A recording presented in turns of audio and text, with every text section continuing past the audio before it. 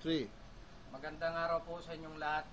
Ako po si Noel Eugenio, kasali sa 19 na OFW na huminto dito sa Kingdom of Saudi Arabia.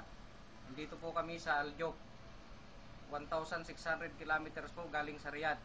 Probinsya po ito ng Saudi Arabia.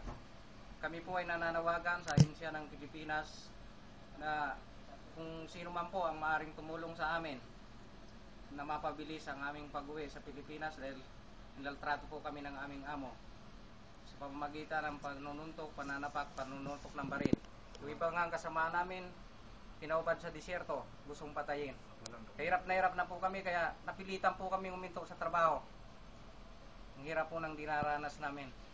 Kaya sana po maintindihan nyo ang aming kalagayan. Kang bibigay din po ng tulong ang bahada ng Pilipinas, pero hindi po sapat sa amin.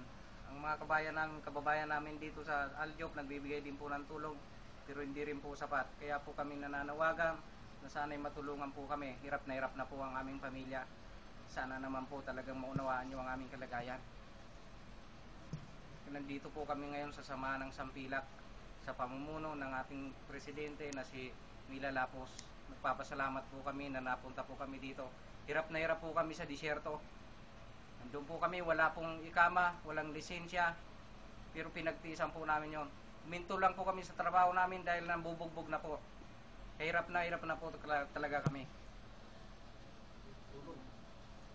Dito po kami, humingi po kami ng tulong sa OWA, kung sino anong mga ahensya na maaari pong tumulong sa amin para mapabilis po ang kaso. 4 na po kaming nakahinto. Hindi rin po kami kapagpadala sa aming pamilya. Alam ko po may pamilya din po kayo. Sana maunawaan niyo po kami. Maraming salamat po sa inyong lahat. God bless you.